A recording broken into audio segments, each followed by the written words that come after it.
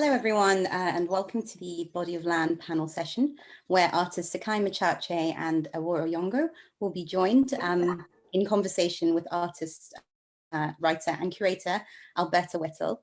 They're going to be discussing their practice and their projects, Memoritual and Ritual Manifestations, which make up the Body of Land exhibition, which is currently on at Street Level Photoworks as part of Glasgow International's Across the City programme, and will be running till the 1st of August. I'm Arpita Shah, co-founder and one half of Fòcas Scotland, which I run with Catherine Perhar. Fòcas produced Body of Land exhibition. We commissioned both artists to make new work through a collaborative residency exchange across Kenya and Scotland with the Corona Trust in Nairobi and with Street Level Photoworks in Glasgow. The project started back in conversations between Catherine and I, Awuor and Sekai, happened in 2018. So it's incredible to finally have the show up and share the amazing work that both artists have produced. Body of Land was produced by Fòcas. It was funded by British Council East Africa's New Arts, New Audiences programme and British Council Scotland, and developed in partnership with Street Level Photoworks. So today we're joined by Alberta Whittle. She is an artist, curator and research associate at the University of Johannesburg. She was awarded the Margaret Tate Award in 2018-2019 and is also representing Scotland at the 59th Venice Biennale in 2022. Her exhibition, Business as Usual, Hostile Environment, is currently on show as part of Glasgow International at the Sculpture Studios. So please check that out if you have not already. We have Sekai Machache. She's a Zimbabwean Scottish visual artist and curator based in Glasgow. Her work is a deep interrogation of the notion of self. She's interested in the relationship between spirituality, imagination, and the role of the artist in disseminating symbolic imagery to provide a space for healing. Her photographic practice is formulated through digital studio-based compositions, utilizing body paint and muted lighting to create images that appear to emerge from darkness. Sekai is the recipient of the 2020 RSA Moulton Award. She's also current artist in resident at the Talbot Rice. She's also a board member at Edinburgh Sculpture Workshop and founding member of Yon Afro Collective. Sekai's got another show on as part of Glasgow International Across the City programme at Heritage Centre at House for Art Lovers. And she's also got upcoming shows. I can't remember all of them because there's so many, Sekai, but at Stills Gallery in Edinburgh. There is also the African Art Fair at Somerset House and also Addis Photo Fest at the end of the year, I believe, which is really exciting. And lastly, we have Awuor Onyango, who is joining us from Nairobi. She is a writer, artist, filmmaker, and photographer based in Nairobi.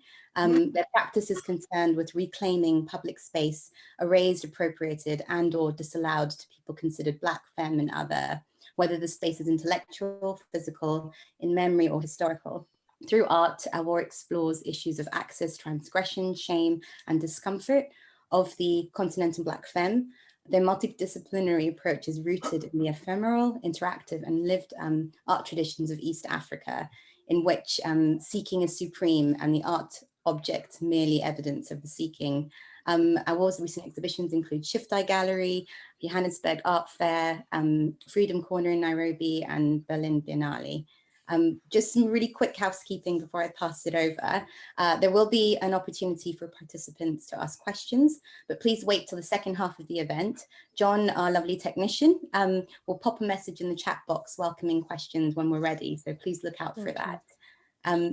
We also welcome participants to ask questions directly through the reactions button. So if you would rather do that later on.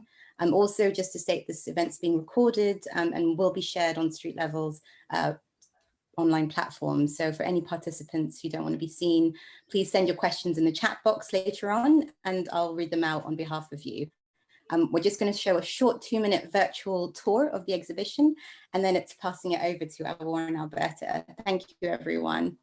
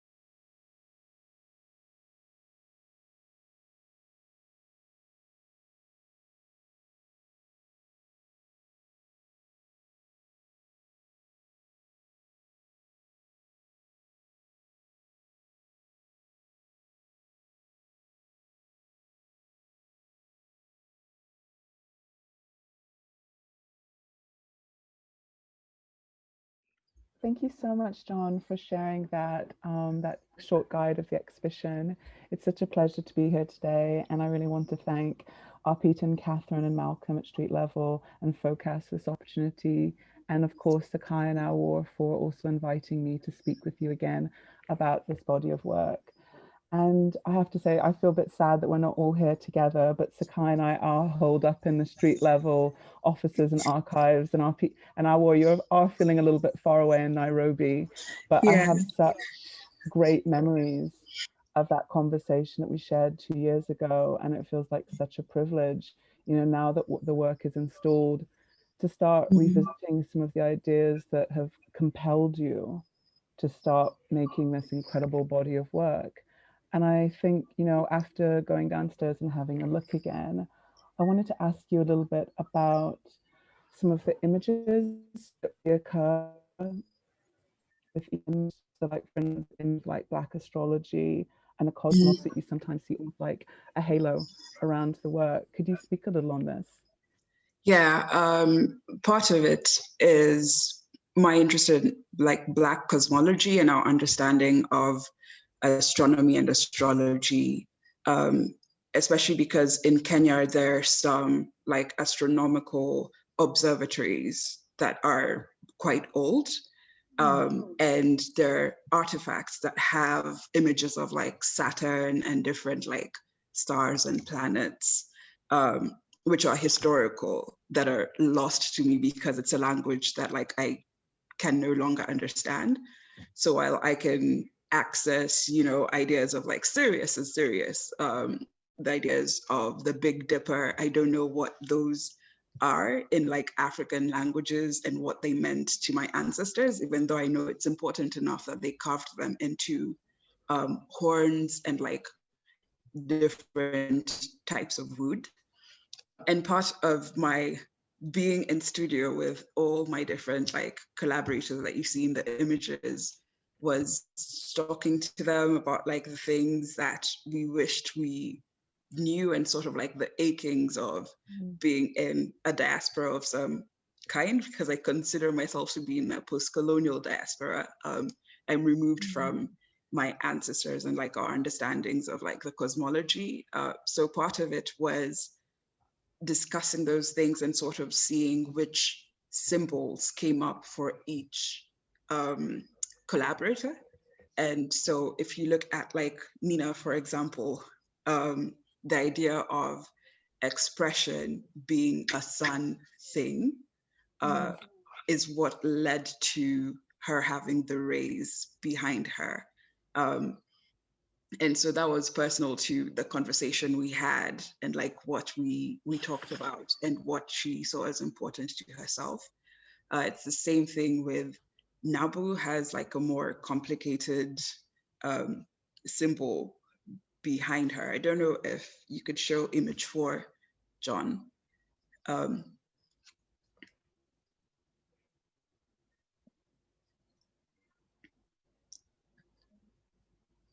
Yeah, so that's Nina, for example, who is also an artist. And so expression was very important to her, and she was a very expressive person.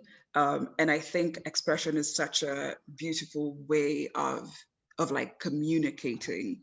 And it seemed like her spirit was like radiating from her. And so I used like the sun symbol to represent her. And then for image 3, which is Nabu,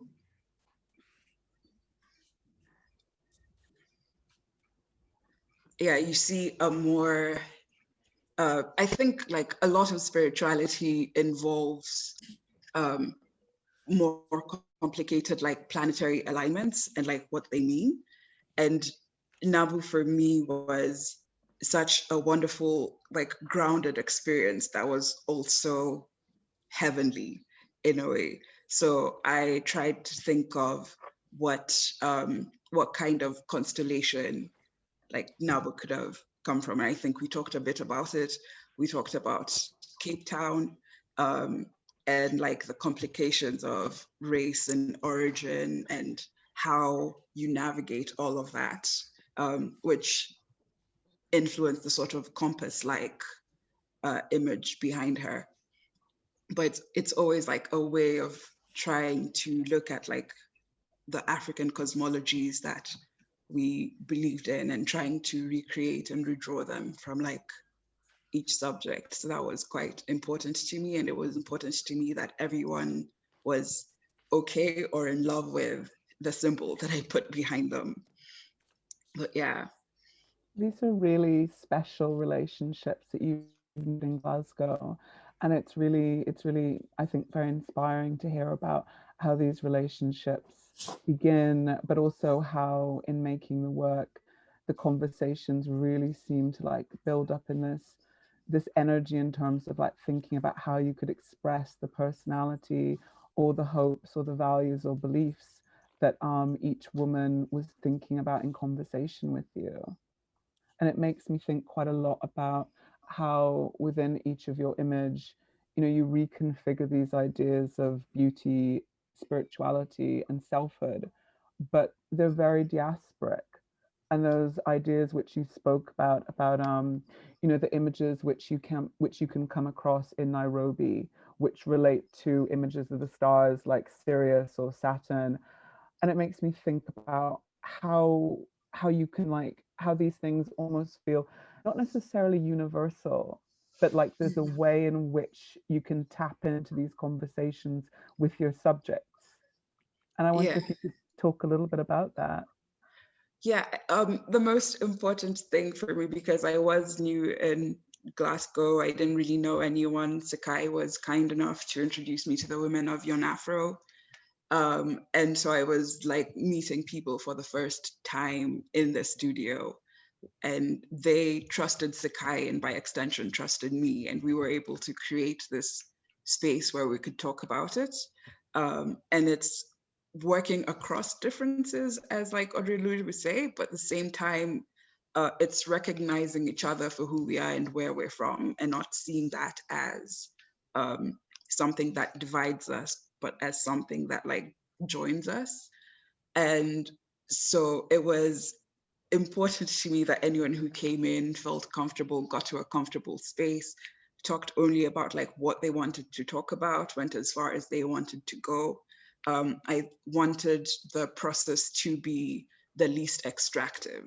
I wanted to be actually a collaboration as opposed to me coming in and, you know, directing them about like what they should do and then going away with the images and the relationship is over. So I wanted them to have ownership of the images themselves.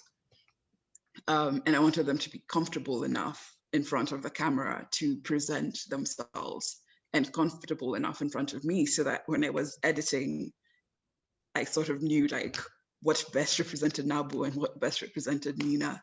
And so far I've heard from a number of my co-collaborators and they all love the images. So I'm quite glad about that. It was very important to me because if you're representing someone, you don't want them to come back to you and say, who is this? Like, and you also want them to have a voice in like what the image looks like. So it was very important to me that like the space was safe and expansive and somewhere they could be themselves or be who they imagine themselves to be or want to be. Wow, that's really incredible. I mean, it sounds like such a lovely way of kind of like nurturing these like extensive relationships across diaspora. And like there's something in how you spoke about, you know, Audre Lorde speaking across difference. And it makes me think, you know, so much about like, how do you develop this research? You know, where did it come from? Is this something that you've been, I guess, digging into for a really long time, or is it always quite a separate journey with each project? Because this body of work for the Body of Land project at Street Level feels in some ways quite distinct from other series that I've seen from you. Yeah. I think this for me, especially because in my other series, if you could show image 2, John, I would be very grateful. So this series is called, is from the Revolutionary Type Love series, which was from 2017, which is what our Peter saw and started talking to me about like Body of Land. And these two people are my friends already. So Nadia, who's at the bottom, is actually my housemate. And Jamie has been a friend for a very long time. And so we already had established that relationship and they felt safe around me. And it was more like, how can we explore a particular thing? So as much as it was collaborative, I was also trying to think around something and they offered to help, which is a very different relationship from meeting someone for the first time and trying to capture their energy. However, my approach to photography, again, as I said before, is to be as the least extractive as possible, because coming from Kenya, I'm very aware of like the idea of like just dropping in somewhere and taking photos of people, or like taking photos in a marketplace with like no, not even talking to like people around the market, taking photos of someone in a lake and calling it the Princess of Lolindiani, and then turns out it wasn't even taken in Turkana, it was taken in Senegal, and the woman didn't know, and now like you sold the photo for whatever amount of money, and that's how like they find out that an image of theirs was like extracted from them. So I'm very careful, especially with Black bodies, to make this a space where I'm not taking from you, like we're giving to each other and we're all okay, and we're working together, as opposed to my being like, okay, I'm here and I'm the one who knows, and like, here's my camera and I'm not going to show you the edits or anything. Like, our only interaction is I'll click and like leave. I think historically, my urge is to reconcile that historically this has happened so often to Black bodies, to reconcile that like very many times in the name of journalism, we see Black bodies in very undignified ways. And we see photographers get Pulitzers for, exposing Black bodies in undignified ways. So I'm always very careful that like anyone who's in front of my lens is there because they want to be, and is there in a way that like they feel comfortable being there. Yeah. Thank you so much, Awuor. I mean, it's incredible always hearing you talk about your practice. I think those ideas of consent, but also like about this idea of like a lack of dignity that's attributed to Black subjects, especially Black subjects that are based on the continent of Africa. It's so deeply seated in a proverbial sense of anti-Blackness. And it really makes me also think about connections to Sekai's work, in particular, how I feel as though there's a deep connection in both of your practices where you both are thinking about anti-Blackness and these representations of diasporic knowledges, but also how there's a sense of healing or kind of like thinking about spiritual practices. And I wonder, Sekai, would you mind maybe thinking a bit about this? Because I always get this sense that your research is heavily influenced by the sprawling range of ideas and practices and approaches. And I'm curious about how you came to this point in your practice where you think about anti-Blackness, but then you kind of like build on that through thinking about diasporic spiritual ideologies. Could you talk a little bit about that? Yeah. Hi everyone, and also thank you for the lovely question, Alberta. I think it's like because of all of the kind of self-work and looking deeply into notions of the self and kind of learning more about who I am in this world and what ideas and impressions are kind of placed upon me just as I exist before I get to choose or say what kind of person I am. There's so much already placed on me as a Black woman, as a Black person, as a Black woman specifically, and then also as a diasporic Black woman who lives in Europe, who lives in Scotland. And I mean, I was raised very much as like a Glaswegian, like I was very Scottish growing up. I also had access to where I came from because I would go to Zimbabwe sometimes with my dad, and but the culture is so similar to like what Awuor was talking about with Kenya.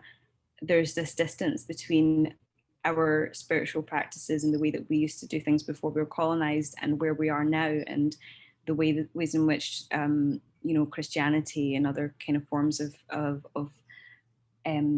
religious kind of imperialism has pressed upon the ways that our ancestors would have practiced. And so I have, in a way, somehow learned about aspects of myself through my dream practice and through my journaling and through my self-work and my ancestral practice that I do within my art practice and personally, that have almost like unearthed a lot of things that I would probably not have had access to had I been raised in Zimbabwe or had I had more contact with my family.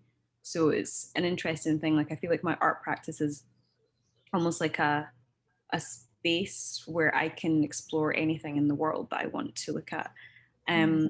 So yeah, spirituality, and then obviously anti-Blackness, like being raised in the West as a Black person, it's impossible to ignore. I know that there are artists, there are Black artists who somehow manage to navigate it and not engage it, but I'm not one of those people. I think it's so much part of our experience in every aspect, whether that's working within institutions, going to art school, and also, you know, trying to make and trying to sustain a practice. Conversations about anti-Blackness are just kind of inherently going to come up, not just because of the way the systems enact themselves against you, but also because it's your lived experience as well. So for me, it's all one and the same, and it all kind of like overlaps and intersects. You know, I think, you know, there's something really interesting how you kind of like spoke about Scottishness and especially like Glaswegianness in connection with this work, because there's such a strong sense of power and resistance when I look at your images, like from the white aspect to other works. And, you know, there's such a kind of sense of also freedom, especially in there's something in the triptychs as well. And I really always am drawn to triptychs anyway. There's something for me that it just really sits well. And I wondered if you could kind of like speak a bit about, I guess, like, is it accurate to really kind of like think about self-representation, but also like the multiplicity of selves and how they kind of, you know, how that's something which I feel like can become a way to anchor how you feel about power, but also about resistance. Yeah, I think that like I think the main thing that I kind of caught out of what you were saying there is that this idea of kind of resisting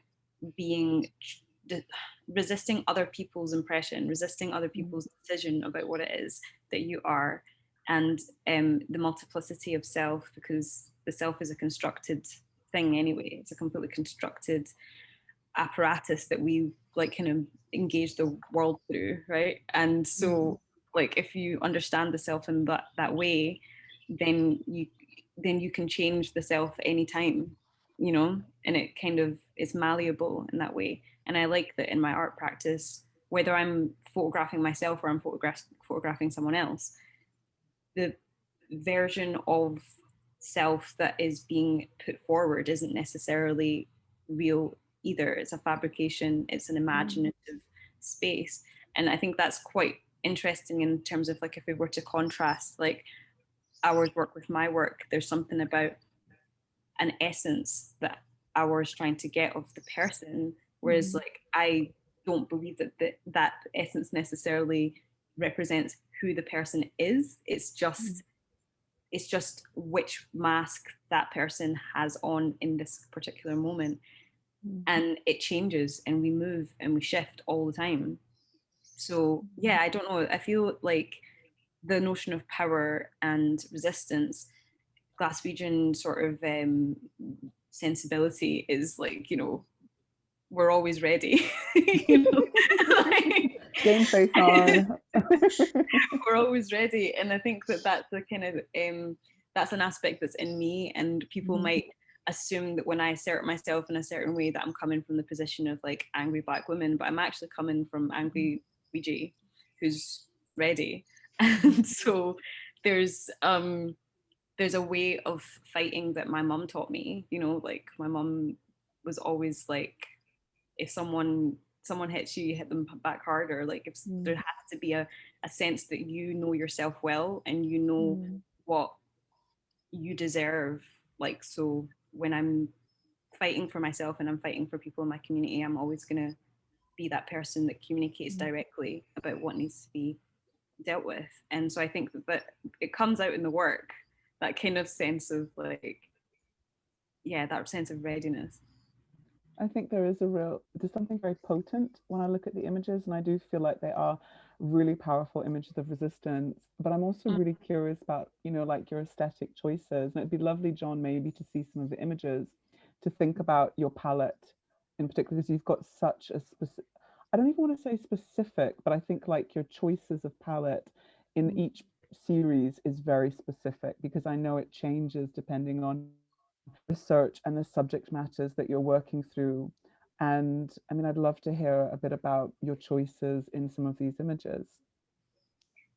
Yeah, I mean, this project, the Body of Land project, Red sprung up on its own. It decided that it wanted to take center stage in this project.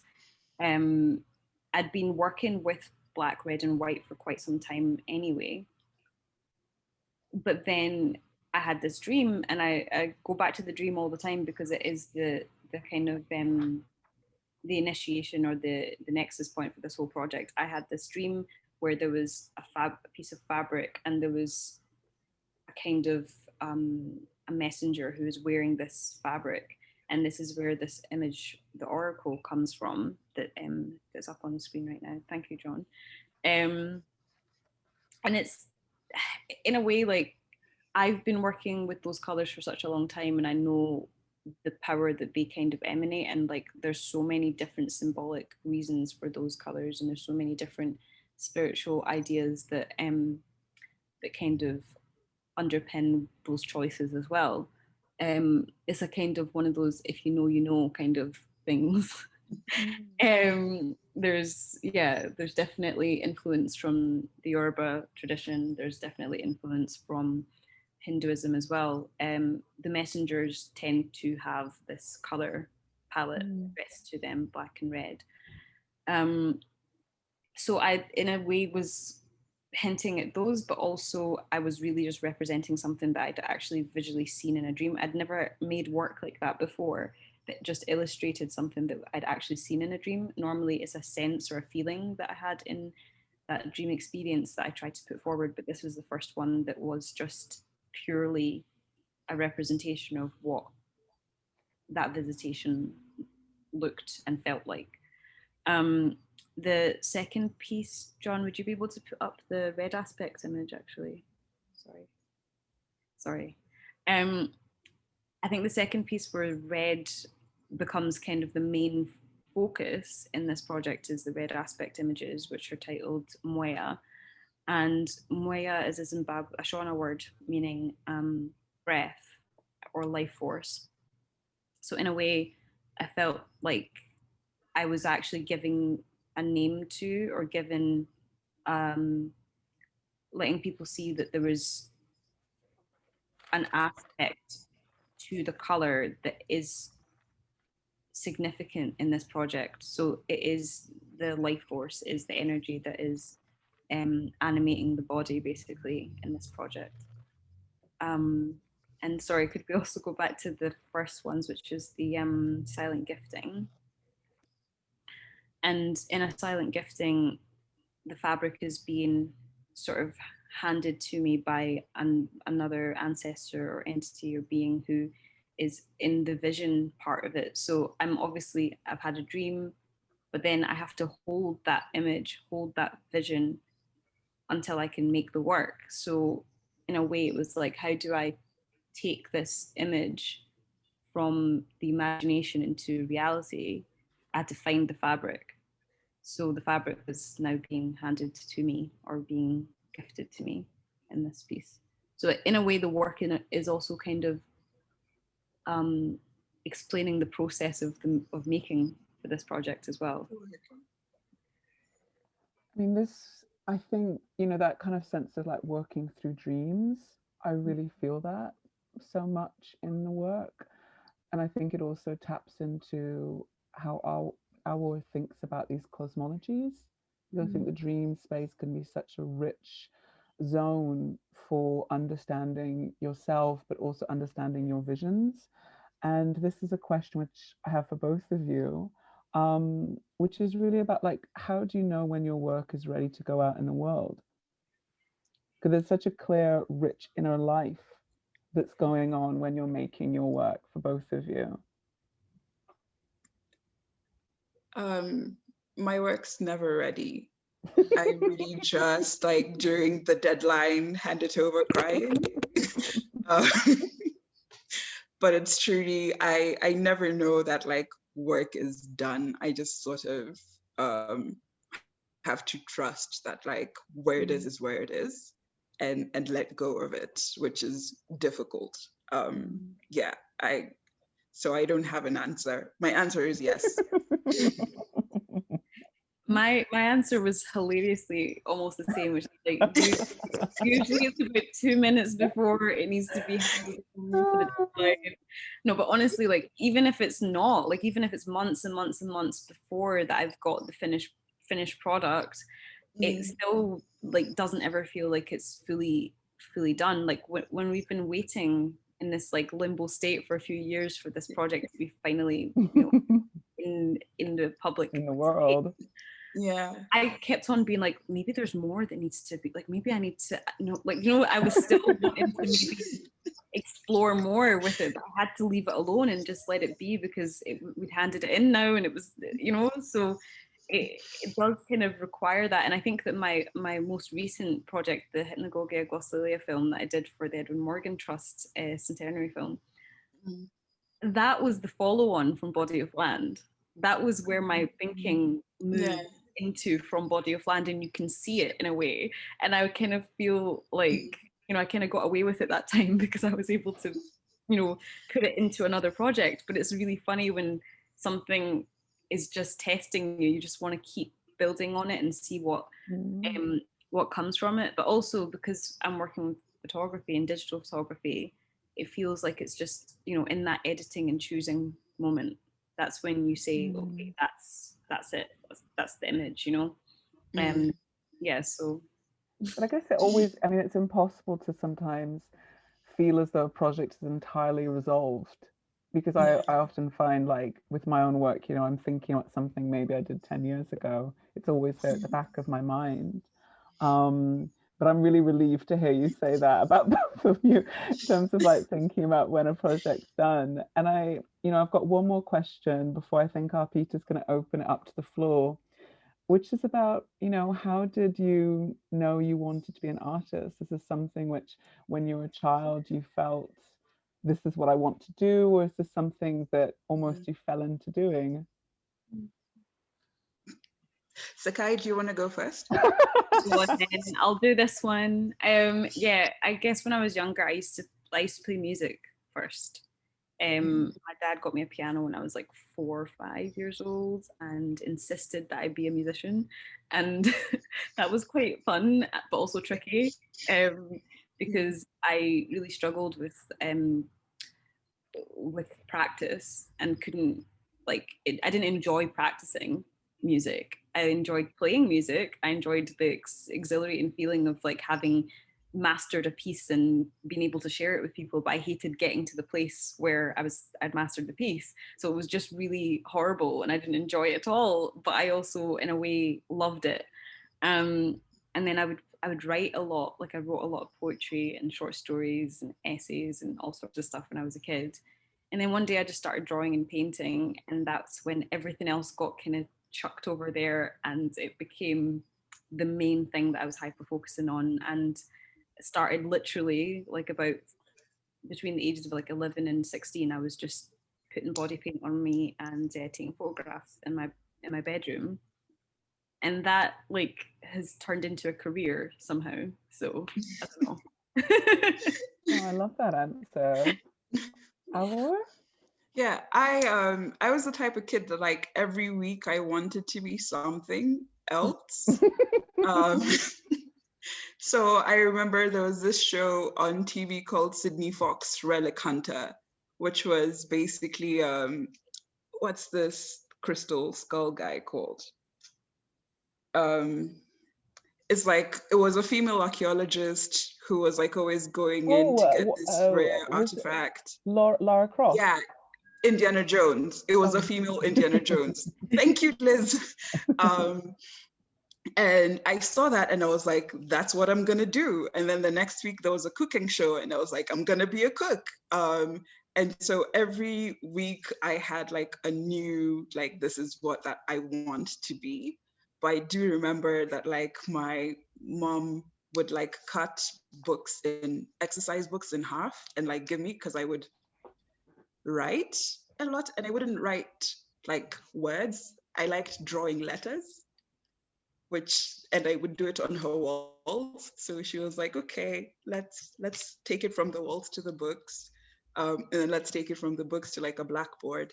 And so I used to think of writing as drawing. And once I understood writing as like drawing images, and then I understood that like a camera is like an in-between of that, I sort of leaned that way. But I mean, as like any like ambitious diaspora kid, like my parents were like, you're gonna be a lawyer because words.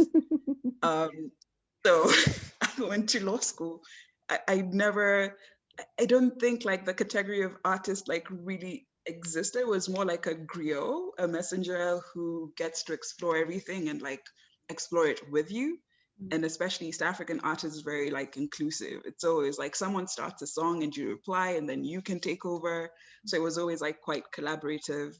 And it was just the only space I could think of where like I could be like, yeah, I'm really interested in like historical artifacts and then explore that, you know. So in a way, being an artist has allowed me to every week, you know, be Sydney Fox or be Mkenyumbani or be, you know, I'm like, so food, let's think about that.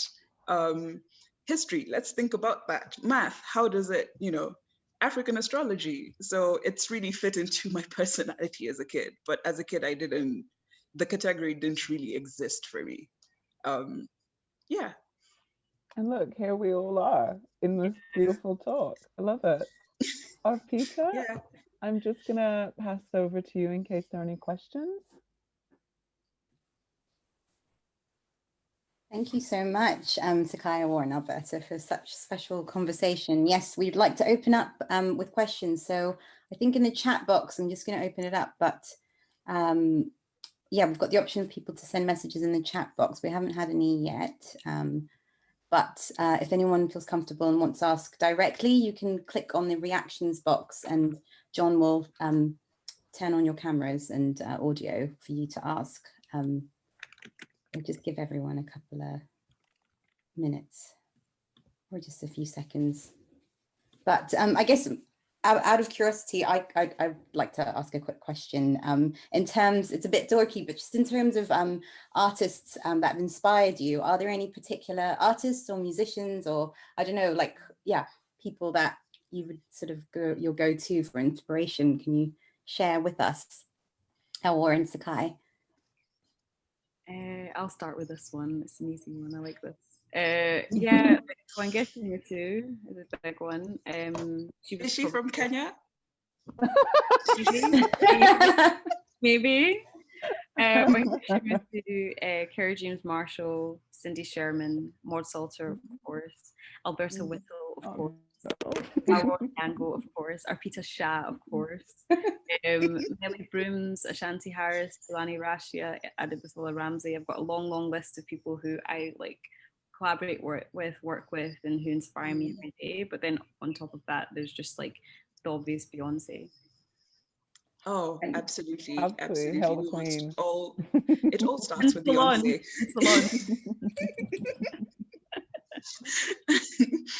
Yeah, I think like everyone who like came into the studio and was like kind enough to like lend their body and their spirit to the images were inspiring. Again, Sekai stole all my people, so I don't know who to say. I started with the Kenyan as well, didn't I? Yeah, I think like Wangashi Mutu, obviously obligatory, like, yeah, must be in the room for this. I particularly like the work of like Rotimi Fani Kayode. That's also like a huge inspiration for me. So I always like look back at his work. Khadija Saye, I was thinking about because of Grenfell, and everyone that Sekai mentioned. Sorry, I didn't mean to do you like that. We've got some, we've got some comments at the moment. I think you guys have blown everyone away with conversation that, we've got sort of a bit quiet on the question front, but we've got Damien Williams, who has said, not a question, but your process and imagery is beautiful and inspiring. Damien said. And also we've got Malcolm Dixon, Director of Street Level Photoworks, saying, not a question, but just wanted to say this has been a totally inspiring and really has lifted his day. So thanks to Sekai and Awuor in Alberta, such depth visually and contextually delivered with modesty and sincerity. So Malcolm. And then, we've got Robert Henderson asking a question, saying, a question for Sekai. Can you say a little bit more about this fracturing of the idea of identity? Yeah, definitely. I would say like it's for me, I guess there's identities and like what you may have been conditioned to believe that you have to embody versus like what you might see of yourself that other people might not see, like your own deep personal version of self. And then I guess there's the fracturing of identity through racialization and through gendering and through these other oppressive sort of systems that get put onto the person. Unlearning, for example, as a Black woman, that I'm automatically an unattractive, angry, and hostile human being. Having to unlearn all of those ideas that have been placed on my body before I've even been able to make decisions for myself. And then also then rejecting those notions. That's like an active and continuous process. And so there's a fracturing that happens when you're kind of having to do all of that work to get to know who you are. But for the general, for most people, we all do have a constructed sense of self that we've built up that isn't necessarily a whole picture as well. That's my understanding of it personally. Thank you. We've got Camilla wanting to ask a question. So I think John's going to make the box pop up. And Camilla's actually written a really beautiful essay on both artists' work on the Street Level Photoworks exhibition Minigraph. So just pick that up if you've not and read it. But John, I'll let you invite Camilla to the conversation. Hi Sekai. Hi Awuor. Hello Alberta and Arpita. It's very good to see you all. I just would like you guys to talk a little bit more, if you can, about your process of accessing this ancestry, because when I spoke to you guys, to Sekai and Awuor, I found that absolutely fascinating, the way in which what methodology you use to access that, like whereas it is within yourself or with other people in Awuor's case as well, like how do you access that? So, and obviously the show looks amazing, so congratulations. Thank you. It was one of the things that were different but also the same between Sekai and I was raised mostly in Nairobi. My parents, however, were born during colonialism and so experienced several kinds of violences, and therefore like my community's ideas of like life and what life should be and who you are and your soul were always sort of hidden, but like accessible at the same time. So my mom would always tell me ways and things that I wasn't exactly supposed to like repeat in public. that's became a way for me to access things. So like if someone would like walk to us, a complete stranger would walk to us to the street and ask us for something, and she'd be like, oh, your grandfather has sent him and we need to help. And so the idea that like spirituality was like different and inaccessible or only accessible in a church or something was not there for me. There was no boundary between like the ancestors and all these other realms and the body.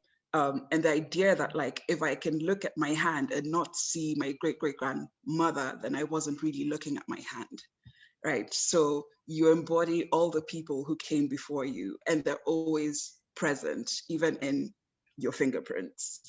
And that's how I access the stuff. And that's how, when I look at someone and we have a conversation, I'm able to access, you know, the ancestors that they embody, the spirit and energy that they embody, because it's, if I can't see it, I'm not really looking at them.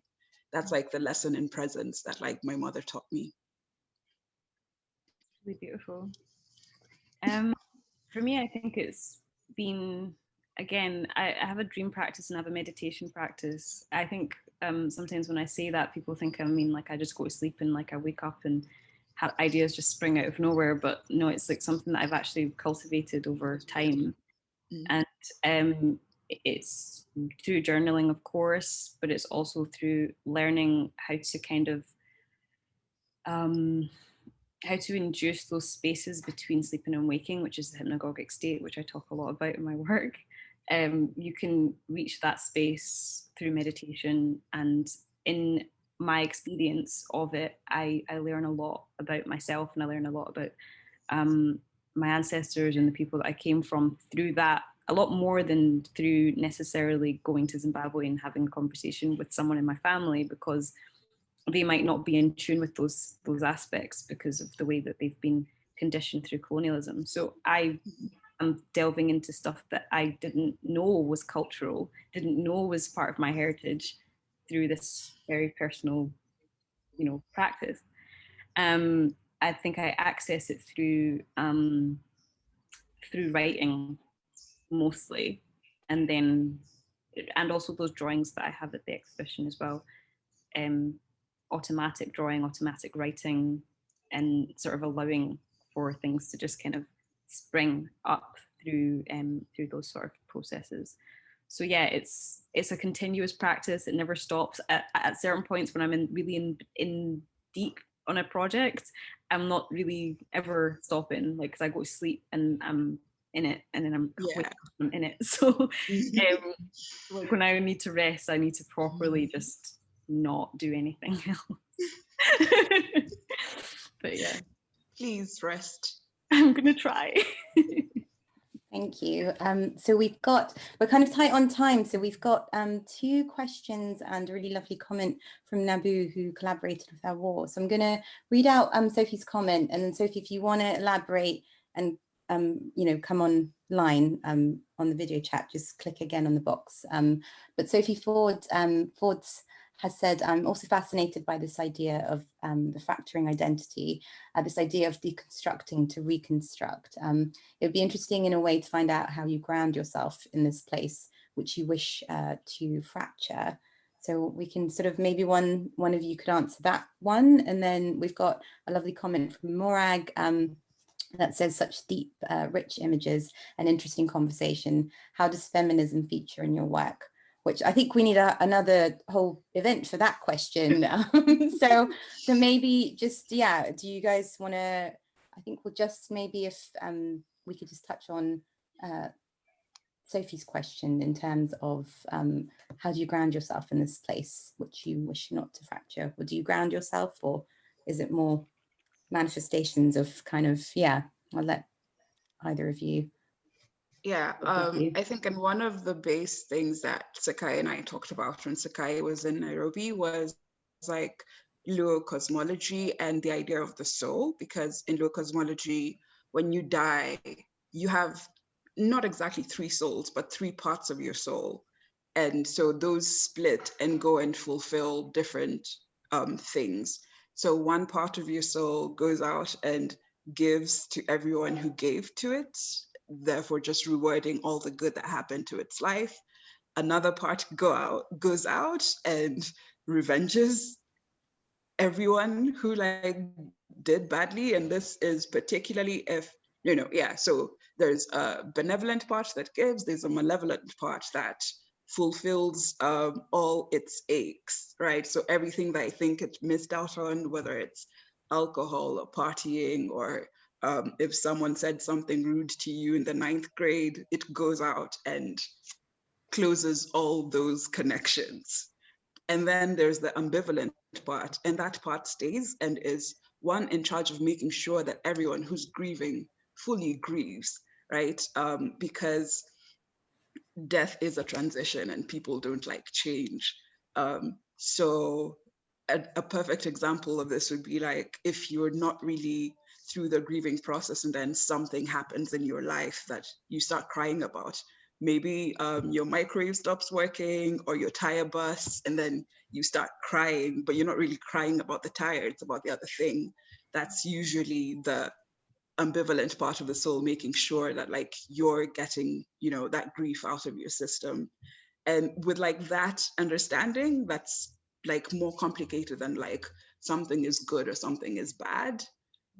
It becomes easier to ground yourself in the space and to be kinder to yourself. Like if you make a mistake or if you have to change, it makes it easier for you to look at a decision that you made when you were 2 or that you made when you were 5 that you're still holding when you're 30, right? And say, okay, so I went through this thing. What I've learned is if this shows itself again, right, then I have the appropriate defense, but I don't need to hold this as the only way that I can be.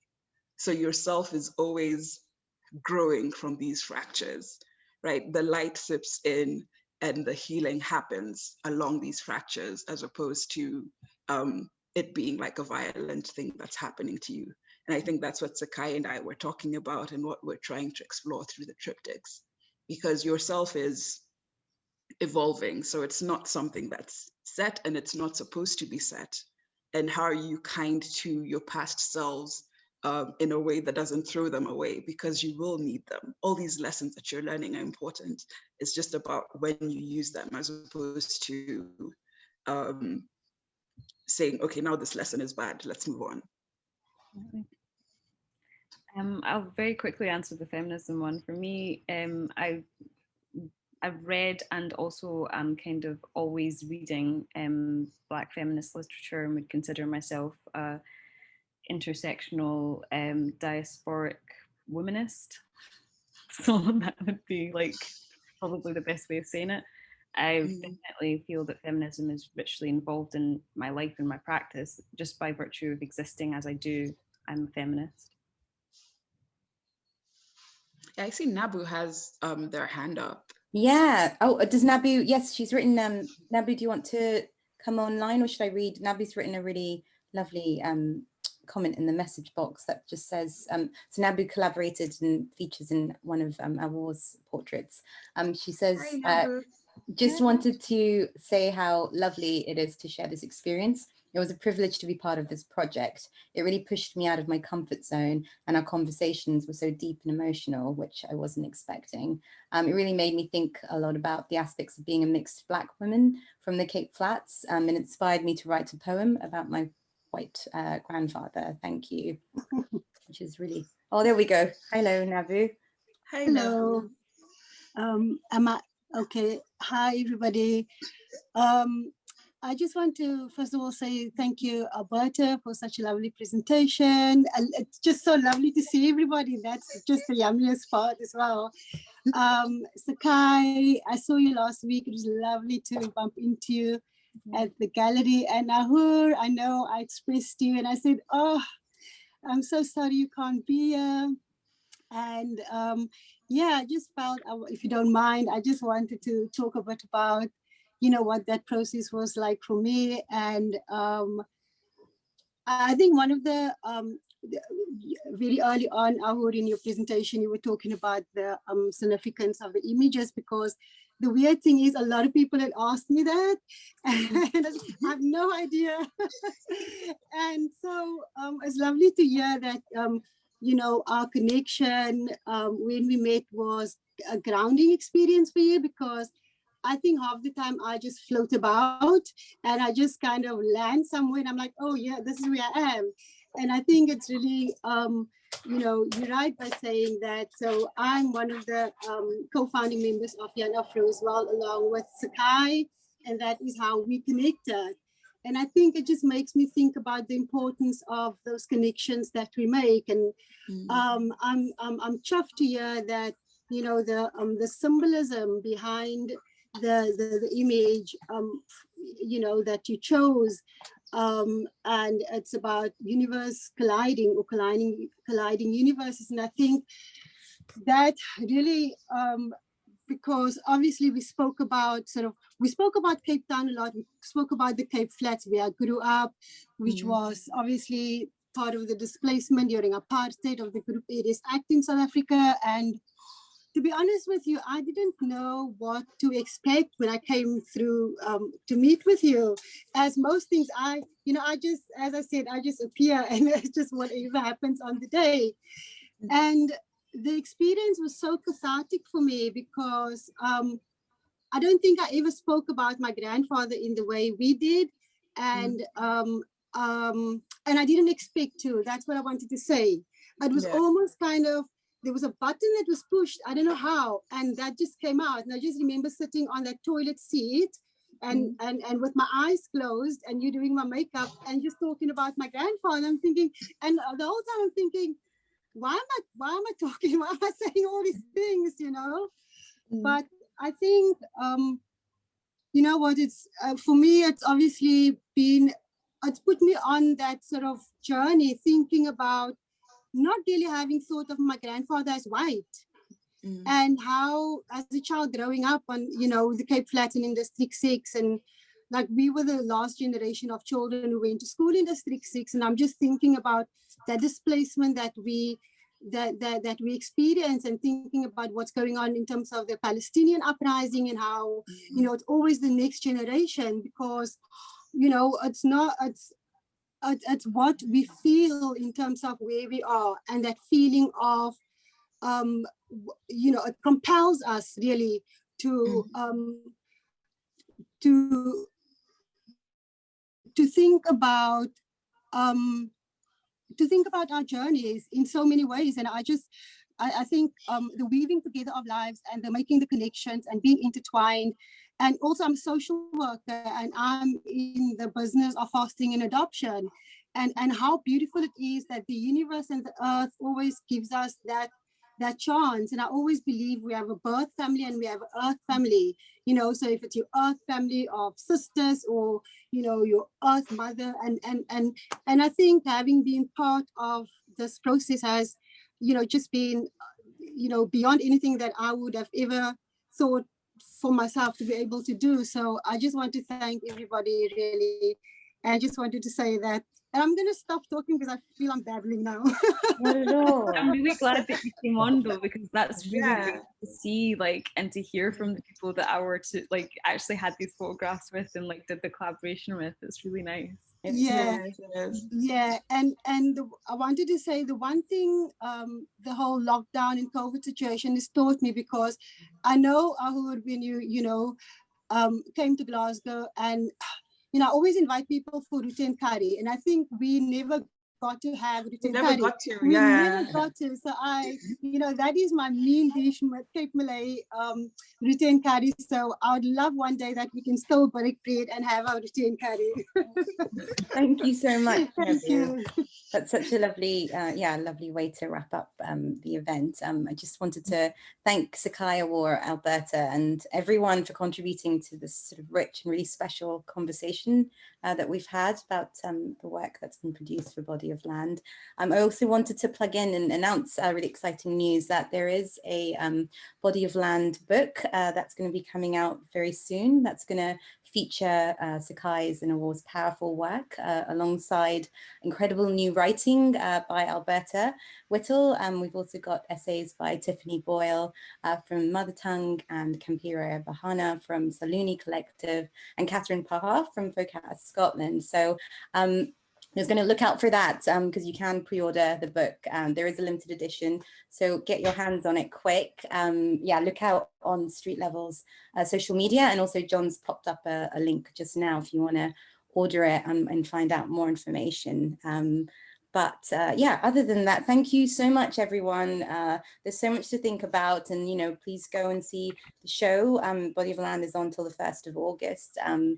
So yeah, thank you so much, Sekai, Awuor, and Alberta. Thank you, Street Level Photoworks and John, and have a lovely weekend. Oh, thank you so much, everyone. Peter. Thanks, Sekai, Thank you. Street Level and everyone. Bye. Thanks. Bye.